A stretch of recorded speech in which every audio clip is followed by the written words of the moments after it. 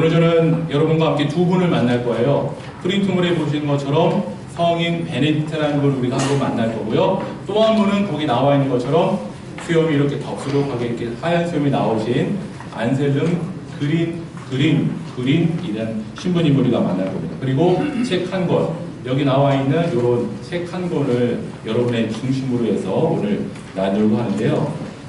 정말 특강을 위해서 준비도 준비지만 기도하면서 준비했어요. 정말 우리에게 유익한 시간이 되기를 바라는 그런 기도 제가 있었는데, 기도하는데 어머님의 말씀이 떠올랐습니다. 어머님이 저에게 주셨던 말씀. 생각해보니까 3년 전에 제가 강화읍 성당으로 특강을 처음 이제 가러 갔어요. 강화읍 성당을 떠나고 나서 거의 뭐 10여 년 만에 처음으로 신앙특강을 이제 강화로 갔는데, 그때 어머니께 제가 여쭈었어요. 너무 오랜만에 가니까 강화읍 성당 분위기를 잘 모르잖아요. 그러니까 어머니, 제가 특강을 어떻게 하면 좋겠습니까? 라고 했더니 어머님께서 저에게 이렇게 말씀해 주셨습니다. 바오로 신부 짧게 재밌게 그러면 돼 라고 그렇게 이야기했습니다. 짧게 재밌게. 제가 이름에도 효자이거든요. 그래서 오늘 특강은 짧게 재밌게 그 내용으로 진행해 보도록 하겠습니다. 자, 앞에 있는 특강 제목입니다. 한번 같이 한번 읽어봐 주시겠어요? 시작. 성 베네딕트에게 주님을 잡다 라고 오늘 잡았습니다. 베네딕트의 그런 이야기를 제가 드릴 건데요. 지난 시간 특강에서 우리 유신부님께서 순례길에 대해서 말씀을 해주셨어요. 어느 수녀님께서 이런 말씀을 해주셨습니다. 성경은 나를 찾아 떠나는 여행입니다 라고 그렇게 얘기를 했어요. 성경은 우리가 성경 66권을 잘 이렇게 읽어보면 나를 찾아 떠나는 여행입니다 라고 이렇게 한마디로 얘기할 수 있습니다 라고 얘기해요. 성경이 가르치는 인생에 대한 그런 좋은 은유가 있습니다. 바로 인생은 순례와 같다는 것입니다. 인생은 나그네 길 어디서 왔다가. 누구 노래죠? 이렇게 반응이 없으면 제가 땀 흘리기 시작하는데 자, 최희준님의 그런 노래인데, 이분은 노래할 때 인생이 어디로 와서 어디로 가는지 나그네인 것 같다라고 얘기를 했는데, 우리는 어떻습니까? 우리는 어디에서부터 우리가 와서 어디로 가야 하는지 우리는 알고 있는 그런 사람들입니다. 바로 순례는 어떤 목적지를 향해서 이렇게 길을 가는 것을 우리가 순례라고 얘기를 합니다. 자, 그렇다면 성경에서 가장 먼저 순례의 길을 떠난 사람이 누구일까요? 아마도 아브라함이 가장 먼저 순례의 길을 떠난 사람이라고 생각이 됩니다. 그리고 아브라함 이후에 하나님의 사람들은요 모두 순례의 길을 떠났습니다. 성경의 순례는요 그냥 단순한 그런 여행이 아니에요. 신앙의 본질로 우리가 찾아 떠나는 그런 여행이다라고 얘기할 수 있는데, 브라질의 작가 까를로 마짜라는 사람은요 이렇게 얘기를 합니다. 어느 곳이나 인간이 지닌 근원적인 열망과 향수를 잠재워 줄 수 있는 영원한 곳은 없다. 이런 의미에서 인간은 본질적으로 나그네이고 여행자이다 라고 그렇게 이야기를 합니다. 그에 의하면 순례라고 하는 것은 본질적으로 거룩한 장소로의 그런 회귀이고 존재의 원천인 하나님에게로의 복귀, 이것이 바로 순례라고 그렇게 이야기합니다. 그리고 교회는 바로 순례자의 공동체이다라고 얘기할 수 있습니다. 그렇게 순례의 길을 아브라함부터 오롯이 걸은 많은 사람들이 있습니다. 여러분, 이탈리아의 작은 도시 아시시라고 들어보셨어요? 아시시 하면 생각나는 그런 성인이 누구죠? 네, 프란시스 성인이 있습니다. 그 작은 마을 아시시를 베들레헴만큼이나 예루살렘만큼이나 유명하게 만든 두 분의 성인이 있죠. 성 프란시스하고 클라라가 바로 그렇습니다. 그리고 또 다른 순례자를 우리가 보면 광야에서 수도자로서 살았던 그런 많은 사람들이 또 순례의 길을 걸었고요. 오늘 우리가 만나려고 하는 성 베네딕트가 바로 하나님을 향해서 걷는 여행의 좋은 길잡이로 우리에게 다가오고 있다는 그런 얘기입니다. 자, 그러면 프린트물에 있긴 하지만 오늘 우리가 함께 볼 그 책 제목이요, 딱 알맞게 살아가는 법이라는 책이에요. 이 책은 안셀름 그린이라는 신부님이 쓰신 책인데, 이 신부님이 쓴 책 내용이 뭐냐면요, 바로 베네딕트 성인의 수도 규칙서라는 게 있는데, 베네딕트 성인의 그 가르침을 중심으로 해서 그 가르침의 중심에 바로 중용이 담겨 있는데, 그 중심으로 해서 바로 이 책을 썼고, 저는 오늘 이 책의 중심으로 해서 여러분과 오늘 특강의 내용을 나누어 보려고 하는 거예요. 책에 부제가 있는데요, 지나치거나 모자라지 않는 삶의 균형 잡기라고 되어 있습니다. 어쩌면 중용이라는 말이 바로 여기 나와 있는 것처럼 지나치거나 모자라지 않는 삶을 사는 것, 그것을 중용이다라고 그렇게 이야기할 수 있을 것 같아요. 자, 프린트물에 있는 사진이긴 하지만 앞에 있는 이분 한번 보시겠어요? 앞에 있는 이분이 바로 베네딕트 성인으로 이제 추정되는 그런 분이에요. 아주 정확하게 그분이라고 얘기할 수는 없지만 아마 이런 분일 것이다라고 얘기를 할 수 있습니다. 자, 베네딕트 성인에 대해서 우리가 조금 생각해 보려고 해요. 프린트물에도 나와 있긴 하지만 뭐 프린트물 참고하셔도 되고 저의 얘기를 들으셔도 되고, 서방교회 수도회의 아버지라고 불리는 그런 인물입니다. 베네딕트 성인에 대한 그런 생애에 대한 자료는요, 현재 그분에 대한 자료는 별로 없고요. 그분이 돌아가신 이후에 50년 뒤난 다음에 교황 그레고리오스 1세라는 분이 있는데, 그분 교황님이 자신의 대화집을 썼는데, 대화집 2권에 남겨둔 베네딕트의 생애라고 하는 게 바로 그분에 대한 이야기가 거기 안에만 담겨 있습니다. 자, 교황의 대화집은요 모두 4권으로 되어 있는데, 4권 중에서 2권 전체가 바로 베네딕트 성인에 대한 이야기로 채워져 있다고 합니다. 그레고리오스 교황은 바로 베네딕트 성인의 제자로서 첫 수도에 출신 교황이 되었던 그런 분입니다. 자, 베네딕트 성인은 480년경에 이탈리아에 있는 누르시아라는 그런 한 명문가에서 태어났습니다. 한마디로 귀족 출신의 그런 자제였습니다. 청년기에는 수사학과 문학을 공부하기 위해서 로마에 갔고요. 근데 공부 열심히 하려고 갔는데 막상 그 도시에 가니까 사회적으로 되게 퇴폐해요. 그리고 동료들을 보니까 같이 공부 열심히 하려고 했는데 동료들이 막 방종, 되게 이렇게 좀 제대로 된 삶을 살지 못하는 이런 것에 환멸을 느껴가지고, 난 공부하면 안 되겠다.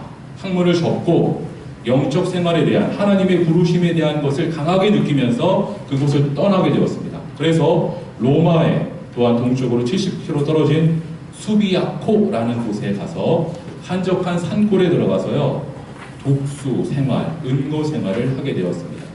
자, 성인은 3년 동안 동굴에서 살았다고 해요. 여기 그림이 좀 작긴 하지만 아마도 이분이 베네딕트 성인이라고 생각이 되고, 이렇게 어떤 은수자, 로마노라는 은수자가 이렇게 음식물을 이렇게 내려서 동굴 안에서만 내고 나오지는 않으니까 이렇게 음식물을 이렇게 제공하면서 아마 3년 동안 음식을 공급받으면서 동굴 생활을 했던 것 같아요. 그런데 세월이 지나면서 동굴에서 이렇게 열심히 기도하고 있는데 많은 사람들이 추종자가 생기기 시작했습니다. 많은 사람들이 영적인 지도를 받기 위해서 자꾸만 베네딕트 성인을 찾아온 거예요. 어느 날 비코 바로에 있던 수도원의 수사들이 찾아왔어요. 그래서 말하기를, 세상을 떠난 우리의 수도 원장이 계시는데 대신 후임 원장으로 우리에게 좀 와주십시오. 간청했어요. 그래서 이것을 받아들이게 됩니다. 근데 원장으로 부임을 했는데 가서 보니까, 수도원에 갔는데 생각했던 것만큼 규율이 제대로 되지 않아요. 규율이 문란하고 무질서한 그 수도원의 제도를 철저히 개혁하고자 하는 그런 마음이 생겼습니다. 그랬더니 엄격한 규율에 요구하는 우리 베네딕트 성인에게 불만을 품고 그를 음해하고 해치려고 하는 그런 세력들이 생기기 시작했습니다. 수도자분들이. 이 사건을 겪은 다음에 성인은 다시 동굴로 돌아왔다고 해요. 그래서 다시 은둔 생활을 시작했다고 합니다. 근데 또 그 주변에는 자연스럽게 많은 구도자들이 찾아와서 가르침을 받기 위해서 모여들었고, 그들을 위해서 수비아코라는 그 산 주변에 12개의 수도원을 세우고 각 공동체에 12명씩 분산해서 이렇게 생활하게 되었고, 또 성인은 중앙 수도원에서 수도자들을 이렇게 지도하게 되었다고 합니다. 하지만 유감스럽게도 이번에는 그 지역에 있는 사제와의 갈등이 생겼어요. 수비아코를 떠나야만 했습니다. 아마도 베네딕트 성인이 수도자이긴 하지만 평신도이기 때문에 그 평신도 신분의 베네딕트 성인에게 많은 사람들이 찾아오니까 그 지역에 있는 사제가 질투를 하게 되었던 것 같습니다. 그래서 그곳을 떠나게 되었어요.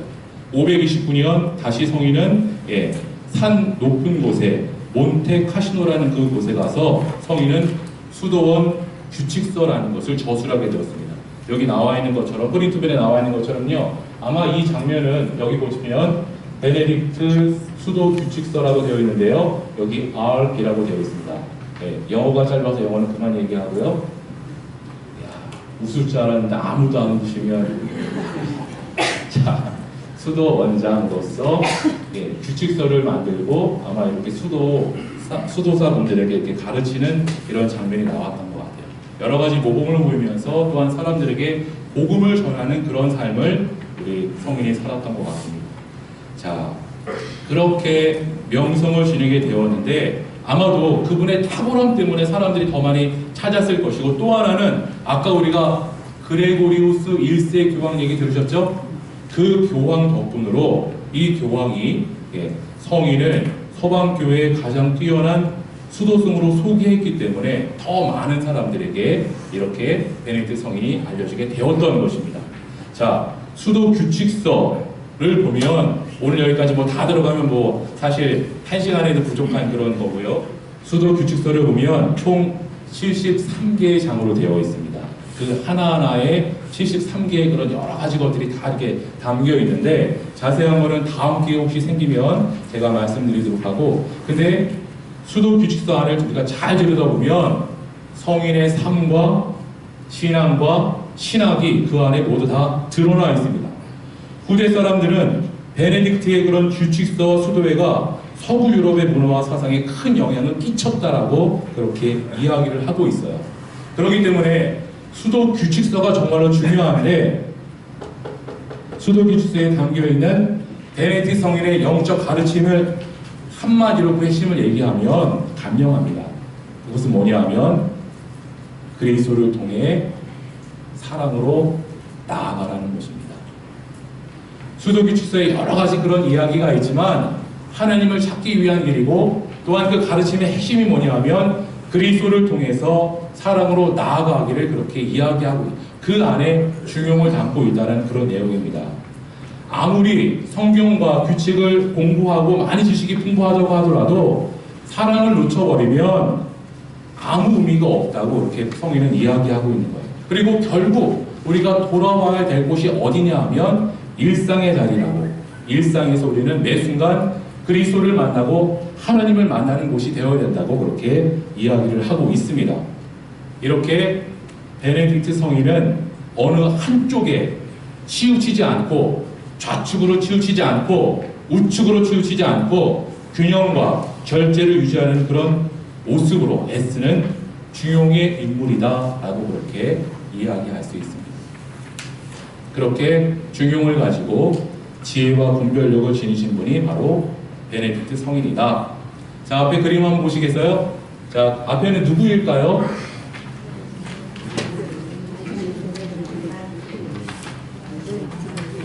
네, 앞에 계신 분은요, 안셀름 그윈이라는 그런 신부님이세요. 자, 프린트물에도 지금 나와 있지만, 사제들을 치유하는 사제, 유럽인들의 정신적인 아버지, 유럽에서 가장 존경받는 행복 멘토라고 불리는 그런 분입니다. 우리 시대 최고의 영성 작가 중 한 분이라고 그렇게 많은 사람들은 이야기를 하고 있습니다. 그래서 이분의 책이요, 정말로 많은 그런 나라에 번역되어서 소개되고 있는데 수많은 독자들이 이분의 깊은 영혼에 대한 그런 깊은 감동을 받아서 울림 있는 그런 글이다라고 사람들이 감탄하고 있어요. 1945년도에 태어난 분인데 아마 이분은 고등학교를 졸업하고 수도원에 들어가서 바로 신부가 되었고 베네딕트 수도원에 들어가게 되었습니다. 그래서 현재는 베네딕트 수도원의 원장을 맡고 있고 영성 지도와 강연과 저술 활동을 하고 있는 그런 분으로 소개되고 있습니다. 삶의 무게를 가볍게 덜어주는 그분의 글을 읽으면 정말로 전 세계 많은 사람들이 삶의 카운셀러 역할을 이분이 하고 있구나라고 이렇게 이야기를 하고 있어요. 자, 그래서 오늘 우리가 이제 보려고 하는 책, 제가 아까 잠깐 보여드렸던 이 책이요, 바로 여기 나와 있는 책 제목이 뭐라고요? 네, 좀 힘드시니까 좀 더 큰 소리로 한 번만 읽어주세요. 시작. 딱 알맞게 살아가는 법. 예, 부제가 바로 뭐라고 붙었냐면 지나치거나 모자라지 않는 삶의 균형 잡기. 이 말이 바로 중용이라고 이야기할 수 있을 것 같아요.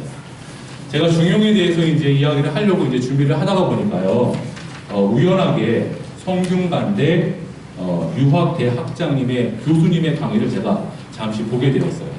사실은 제가 베네딕트에 대해서 사실 대림절 신앙특강 우리가 처음 준비할 때 신부님들이 서로 이제 얘기하면서 신부님들 가장 자신 있는 그런 제목으로 해서 우리가 하나씩 준비합시다 라고 해서 다른 분 뭐 이렇게 막 했는데 저는 그때 갑자기 제일 자신 있는 게 이게 아닌데 제가 갑자기 그날 이 책을 보고 있다가 이 책 하나만 믿고 저는 베네딕트의 중도를 이야기하겠습니다 라고 했는데 주보에 턱하니 올라가고 나서 막 걱정이 되기 시작해요. 그래서 막 이것저것 막 찾아보다가 이분의 강의를 제가 보게 되었는데 이분이 우리와의 그런 느낌이 거의 같은 의미라고 저는 생각이 되는데 읽어보니까 지나치게 모자라지 않고 한쪽으로 치우치지 않는 현명한 행동의 도, 이거를 중용이라고 그렇게 얘기해요.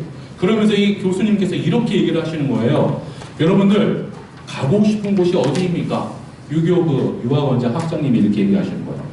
어디 가고 싶으세요? 라고 했더니 그 강의에 함께 했던 사람들한테 물어봤어요. 그랬더니 천국이죠라는 그런 얘기를 하시는 거예요. 그러면서 누구나 가고 싶은 곳, 천국이 있을까요? 없을까요? 천국이 있을까요? 없을까요?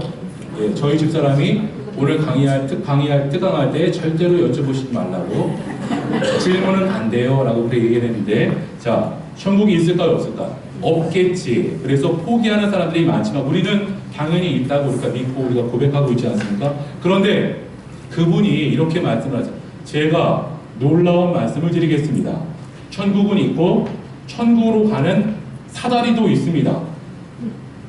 중용, 바로 천국 가는 사다리입니다 라고 그분이 얘기하시는 거예요. 천국은 몸으로 가는 것이 아니라 마음으로 가는 곳입니다 라고 그분이 그렇게 얘기를 하시더라고요. 오, 이분 봐라, 이분이 신앙생활 하시는 분인가 라는 생각이 저는 순간 들었는데, 자, 정말 그런 것은 같습니다. 마음의 중심을 우리가 잘 살피고 내 마음이 요동치지 않고 잘 자리를 잡는다면 우리는 그 마음을 통해서 우리는 하나님의 나라를 지금 여기서 살 수 있을 거라고 생각이 됩니다. 지금 여기에서 우리가 하나님의 나라를 살면 우리가 나중에 하나님의 부름을 받았을 때 우리도 천국, 하나님의 나라까지 또한 우리가 가게 될 줄로 믿습니다. 내 마음의 중심이 잘 잡히면 그 어디나 하늘나라라고 그렇게 생각이 됩니다. 자, 그렇게 우리가 이야기를 하면서 오늘은 딱 알맞게 살아가는 법, 이 책, 이 이야기를 이제 중심으로 이야기를 할 거예요. 이 책에서 말하는 중용은 바로 베네딕트 성인의 수도 규칙서에 바탕을 둔 중용이라고 얘기할 수 있고요. 네, 그래서 균형과 중용, 합리성을 주로 갖추면서 그렇게 이야기할 것이다라고 얘기할 수 있습니다. 그래서 사실은 중간에 또 다른 이야기를 더 드리려고 했는데 이러면 또 시간이 많이 갈 것 같아서 이런 얘기를 먼저 하나 드려보겠습니다. 어떤 사람이요, 도가 깊은 선생에게 영성 수련은 어떻게 해야 하는 것이 좋습니까? 라고 이렇게 물었습니다.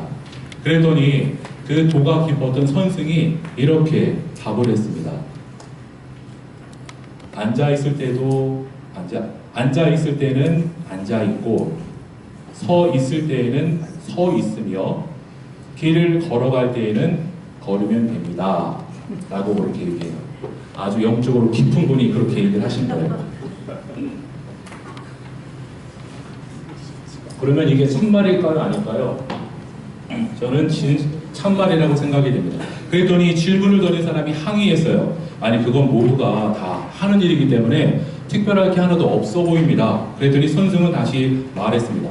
아니, 그렇지 않습니다. 당신은 앉아 있으면서도 서 있을 때를 생각하고 서 있을 때에는 벌써 걸을 것을 생각하지요. 길을 걸을 때에는 아마 여러분 특별히 당신은 직장 일이나 식사 일이나 아니면 가족이나 또 다른 일을 생각할 것이 뻔합니다 라고 이렇게 이야기를 했습니다. 걸어갈 때는 걸어가고 서 있을 때는 서 있고 앉아 있을 때는 앉아 있고 하나에 집중할 수 있는 이런 모습이 더 마음의 중심을 찾아서 걸어갈 수 있는 그런 방법이다 라고 이렇게 이야기할 수 있을 것 같아요. 프린트물 이제 보시면 한 장을 넘겨보시면 딱 알맞게 살아가는 법에서 이제 실천해 보세요 하고 10가지 실천 사항에 대해서 나와 있습니다. 그 10가지에 대해서 우리 같이 한번 알아보려고 합니다. 마음의 평온을 얻기 위한 그런 실질적인 그런 구체적인 가르침을 이 10가지가 우리에게 주고 있는데 이 내용 10가지 중에서 저는 한 4가지 정도를 좀 더 집중적으로 보고 또 다른 것들은 좀 더 이렇게 빨리 가야 될 것 같아요. 왜냐면 다 하면 시간이 너무 오래 걸릴 것 같기 때문에 그렇게 이야기를 하겠습니다. 자, 그럼 첫 번째가 뭐죠?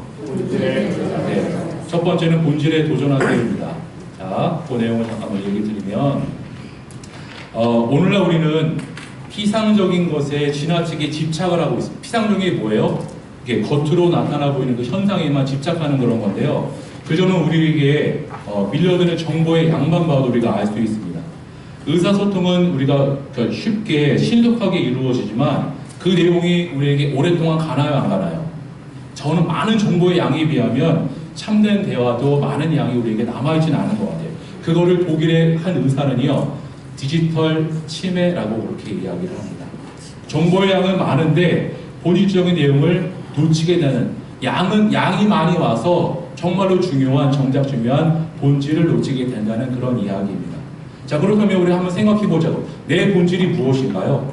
내 본질이 무엇이냐면 내 본질을 잊지 말아야 되는데 내 본질은 무엇인가 하면 하느님이 창조하신 그 모습 그대로의 나, 이게 참된 나의 본질이라는 거예요. 단 하나뿐인 존재로서 나의 참된 가치와 존엄성을 느끼면서 살아야지만 우리가 주님이 주시는 그런 기쁨을 맛보면서 순례의 길을 우리가 아름답게 걸어갈 수 있게 된다라는 그런 얘기입니다. 자, 두 번째 한번 읽어보겠습니다. 시작. 한 가지에 몰두하세요. 성경 말씀에 이런 말씀이 있습니다. 마르타, 마리아 자매를 두고 예수님이 말씀하셨어요. 마르타, 마르타, 너는 많은 일에 마음을 다스면서 걱정하지만 실상 필요한 것은 한 가지뿐이다 라고 그렇게 얘기를 해요.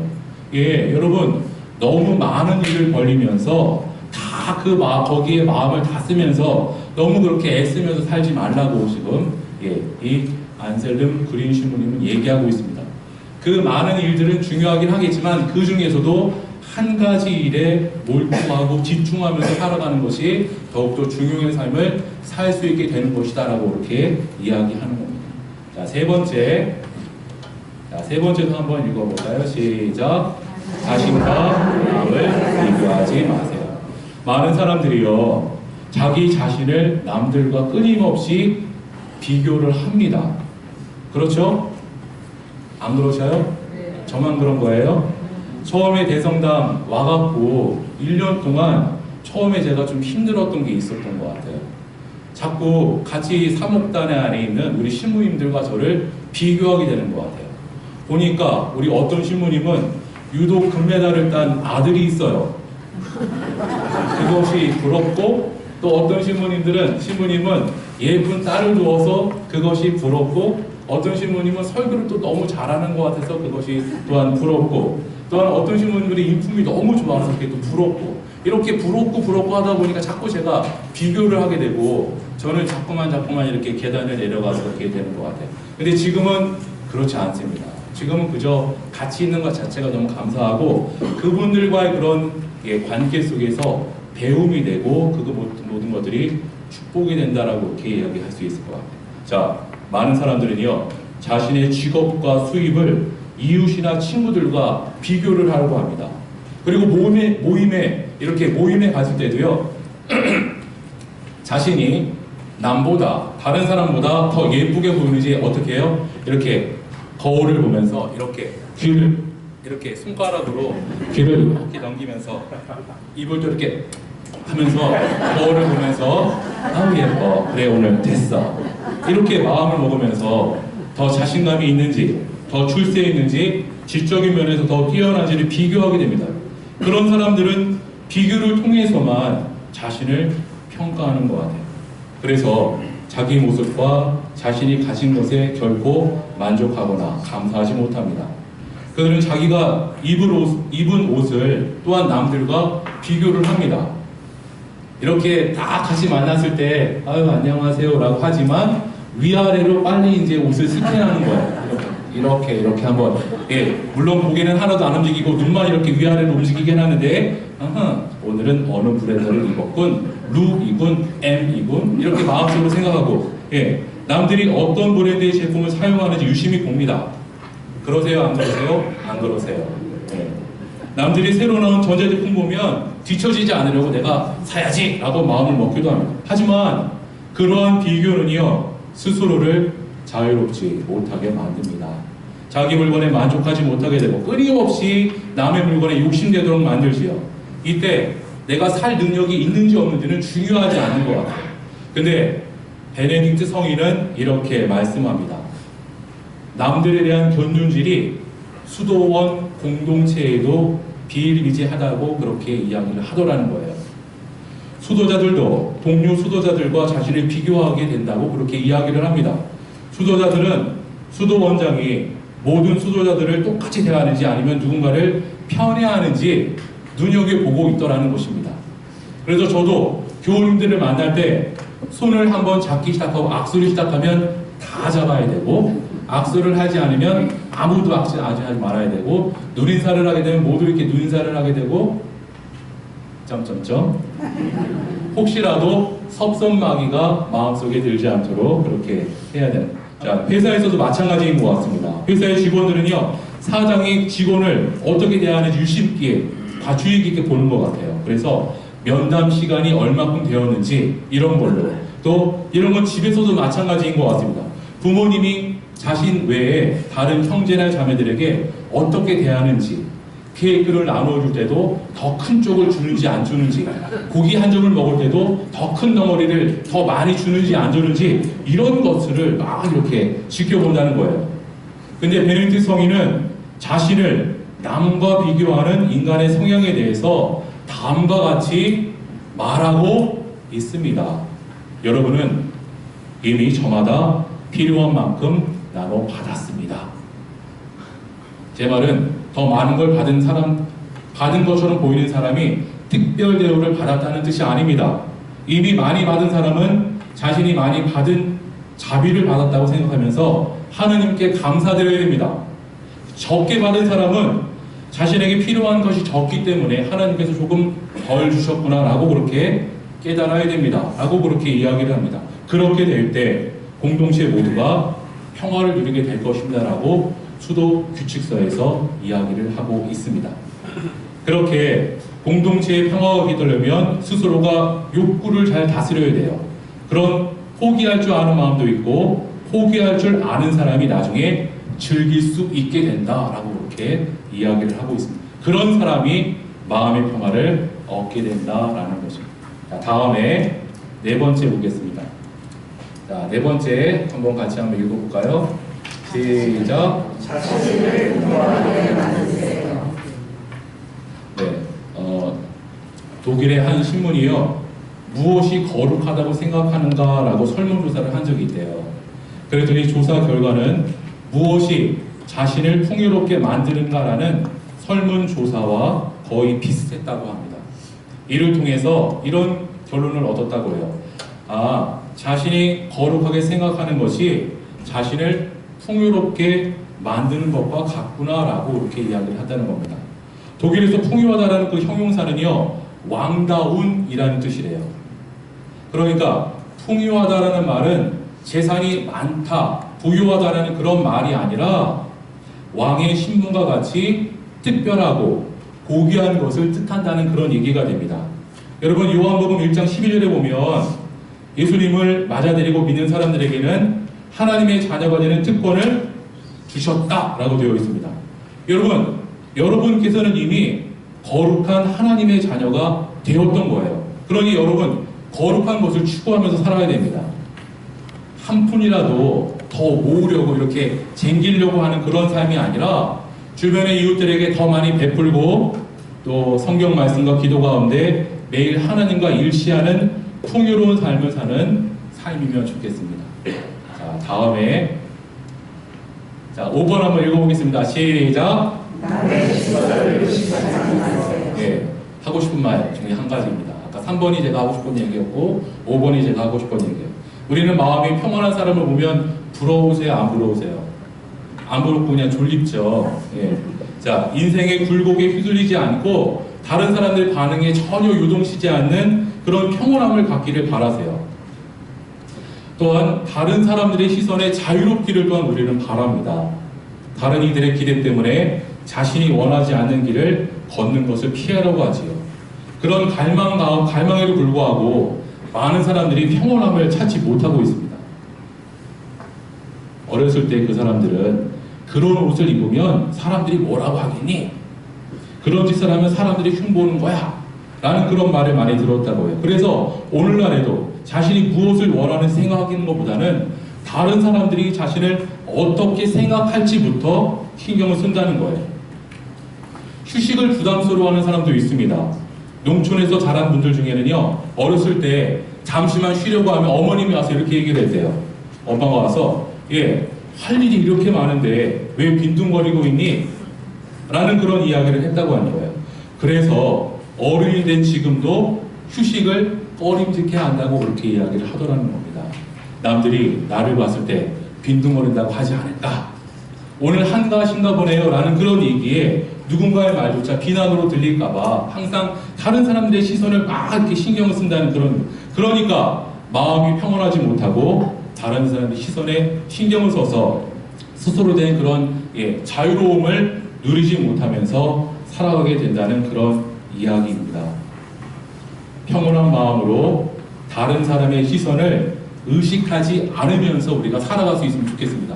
연습 한번 해볼까요? 자, 옆에 두 분하고 한번 해보겠습니다. 자, 두 분 서로 바라보시면서 새끼손가락 한번 걸어보세요. 새끼손가락. 자, 의식하지 마세요.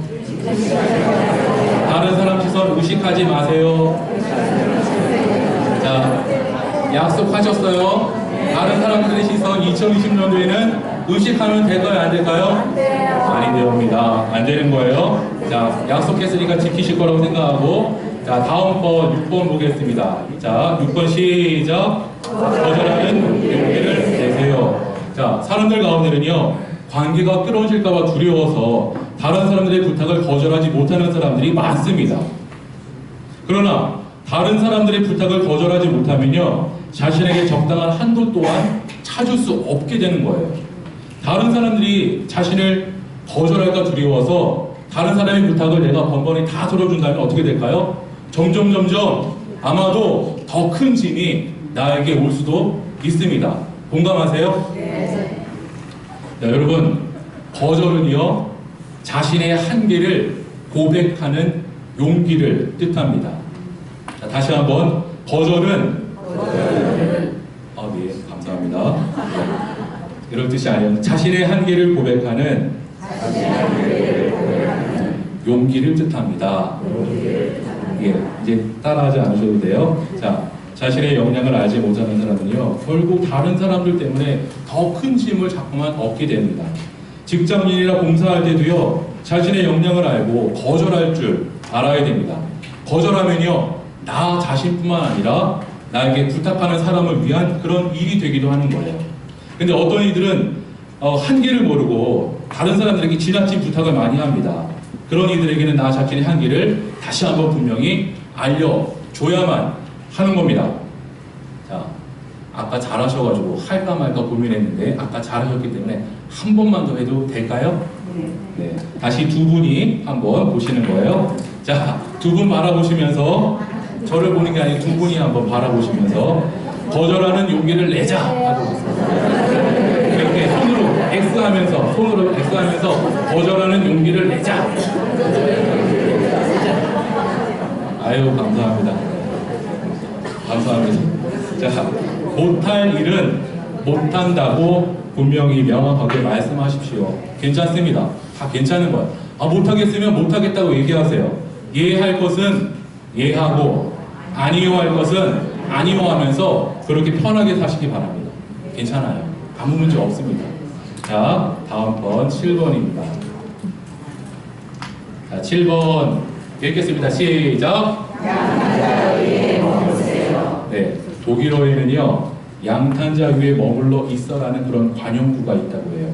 이 말은 두 가지 의미가 있다고 하는데, 첫째, 작은 일을 크게 부풀려 말하지 말고 상황을 있는 그대로 정확히 판단하라는 그런 뜻이 있습니다.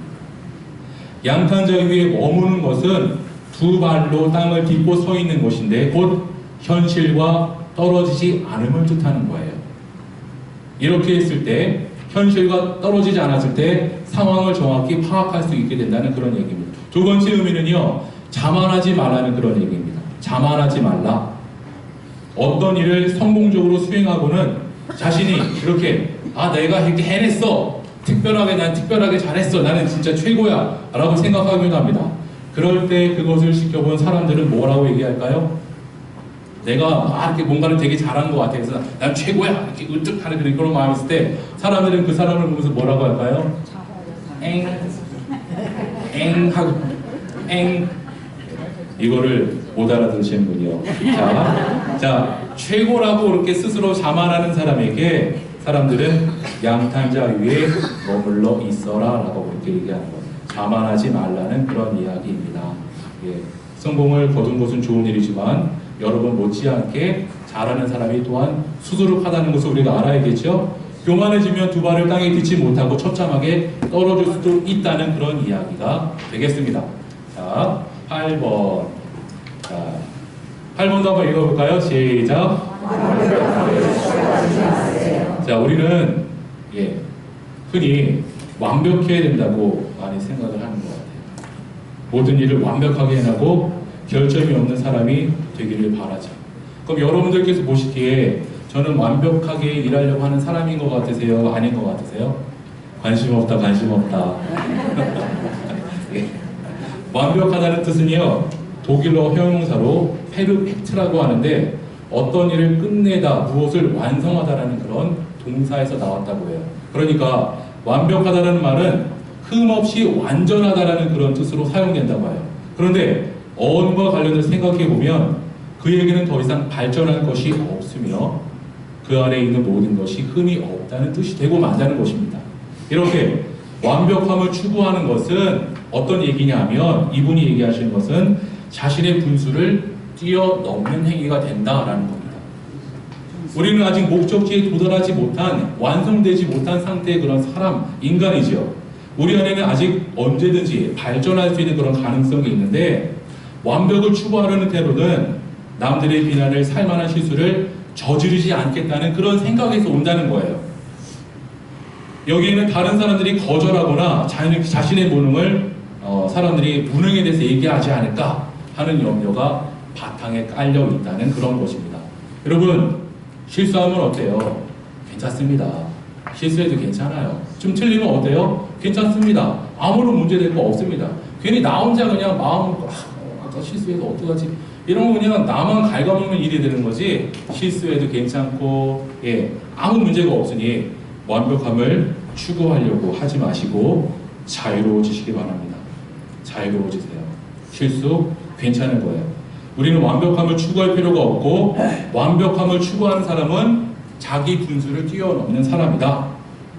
궁극적으로 말하면 한계를 지닌 인간으로서 인간이라는 사실을 받아들이지 않고 완벽한 분은 오직 주님밖에 없는데 주님과 같은 분이 되려는 그런 것과 똑같다라고 이렇게 이야기를 하고 있습니다. 자, 완벽한 분은 누구라고요? 완벽한 분은 주님밖에 없어요. 그러니까 잘하려고 하는 노력은 물론 좋은 일이긴 하지만 너무 완벽하려고 하는 그런 것에서 또한 여러분 벗어나셨으면 좋겠습니다. 9번이에요. 9번 한번 읽어보겠습니다. 시작. 네. 고대 그리스인들은요, 선과 악을 우리가 보통 생각하는 거라는 다른 관점을 가졌다고 합니다. 그 사람들은 선한 것은 늘 아름답다라고 생각을 했대요. 그리스어 성경에 보면, 우리 성경을 보면 하나님이 손수 세상 천지 만물을 창조하신 다음에 그것을 하고 나서 하나님 보시기에 좋았다라고 우리는 이야기하는데 그리스어 성경에서는 이렇게 얘기합니다. 하나님 보시기에 아름다웠다. 그렇게 이야기를 한다고 합니다. 그리고 고대 그리스인들에게 악이라고 하는 것은 균형에서 벗어나는 것을 그렇게 이야기한다고 해요. 고대 그리스인들은 아름다움과 균형이 관계가 있다고 늘 생각했다고 합니다. 그러니까 그리스의 조각들을 한번 생각해 보세요. 조각들. 뭔가 균형이 잘 잡혀 있고 우리는 그 균형이 잡혀 있는 조각들을 볼 때마다 아름답다라고 생각하지 않습니까? 그리고 미술과 건축뿐만이 아니라 음악에서도 균형과 질서를 통해서 아름다움이 또한 창출되는 거예요. 음악에서 균형 잡힌 리듬을 우리가 다 들으면 어떻게 돼요? 우리 마음속에 아름다운 그런 마음들, 감성들이 올라오지 않습니까? 그렇게 마음이 치유되는 것을 볼 수 있습니다. 음악이 아름다울 때, 아름다운 그림을 볼 때 마음이 치유되고 그렇게 우리 안에 아름다움을 깨닫게 되면 우리는 균형을 잡고 중형의 길로 들어갈 수 있게 된다라고 이렇게 이야기를 하고 있는 것입니다. 자, 마지막으로 10번째입니다. 다 왔어요. 이제 끝에까지 다 왔네요. 자, 마지막으로 한번 읽어보겠습니다. 시작. 네. 고대 그리스 철학자 소크라테스는요, 끊임없는 질문을 통해서 당대 사람들을 익숙한 생각에서 끌어내고자 했던 그런 인물이었습니다. 그는 행복한 삶을 영위하기에는 가진 것이 너무 없다고 불평하는 사람들에게 이렇게 질문을 던졌습니다. 나는 불필요한 물건을 얼마나 많이 갖고 있는가? 가진 것이 너무 없다고 한탄하는 사람들에게 소크라테스는 이렇게 되물었던 거예요. 고대 그리스인들은요, 내적인 자유를 최고의 재산으로 여겼고 물건에 대해서 자유로운 사람을 참으로 지혜로운 사람으로 여겼던 것입니다. 중용의 하나 설명을 마무리 있는 시점에 우리는 소크라테스의 질문을 우리의 질문으로 가져오면 좋겠습니다. 나에게 불필요한 물건은 무엇일까? 한번 여러분 스스로도 한번 생각해 봐 주시면 좋겠습니다. 요즘 젊은 사람들이요, 미니멀 라이프라는 것을 얘기를 많이 해요. 불필요한 물건, 불필요한 사고들을 우리가 이렇게 과감히 정리하고 욕심에 끌려가는 그런 삶이 아니라 능동적인 삶으로 주님이 아닌 것은 사소한 것임을 마음에 새기면서 그렇게 내 삶을 즐기는 방법을 터득하게 되면 좋겠습니다. 시간이 되어서 이제 결론으로 하고 마치겠습니다. 잘 듣고 계시다가 결론이고 끝인다 그랬더니 눈빛이 벌써 반짝이셨습니다. 감사합니다. 오늘 강의 어떻게 들으셨습니까? 우리가 일상에서 받게 되는 여러 가지 그런 스트레스를 본질적으로 해결해주는 방법, 구체적인 그런 실천 과제를 우리에게 던져주고 있다고 생각이 되고, 이 10가지가 물론 다 여러분들에게 다가서지는 않겠지만 그래도 이 중에서 우리가 다시 한번 곱씹어보면 한두 가지는 꼭 여러분들에게 다가올 수 있을 거라고 생각이 됩니다. 제가 드리고 싶은 얘기는요, 내가 어떤 존재인지를 분명히 알면서 살아갔으면 좋겠습니다. 내 본질, 내가 어떤 존재인지를 알면서 자기 비하가 아니라 정말로 이렇게 나는 진짜 괜찮은 사람이야 라는 그런 마음으로 좀 살았으면 좋겠습니다. 그렇게 마음의 평온을 얻기 위한 여러 가지 그런 방법들을 오늘 한번 생각해 보았으니까 그렇게 우리가 한번 딱 알맞게 사는 삶을 살아보면 좋겠습니다. 딱 알맞게 사는 삶이 뭘까요? 사는 삶이 얘기는 다 했는데 하느님 안에서 살아가는 삶이 딱 알맞게 사는 삶이 아닐까요? 2020년 여러분 오늘 베네딕트 성인을 통해서 중용에 대한 이야기를 들었습니다. 중용은 한쪽으로 이렇게 지나치거나 모자라지 않고 균형을 맞추면서 이렇게 흘러가는 그런 마음의 중심이 잘 잡혀있는 그런 삶을 우리가 중용이라고 얘기할 수 있겠는데, 그렇게 중용을 지킴으로 인해서 여러분 정말로 당당하게 흔들림 없이 정말로 나답게, 여러분 나답게 한번 살아가야죠. 그렇죠? 다른 사람들의 시선을 의식해야 돼요, 안 해야 돼요? 네, 다른 사람들의 시선을 의식하지 말고 정말로 2020년 멋지게, 아름답게 주님과 함께 잘 살아가는 그런 여러분의 삶이 되시기를 간절히 소망합니다.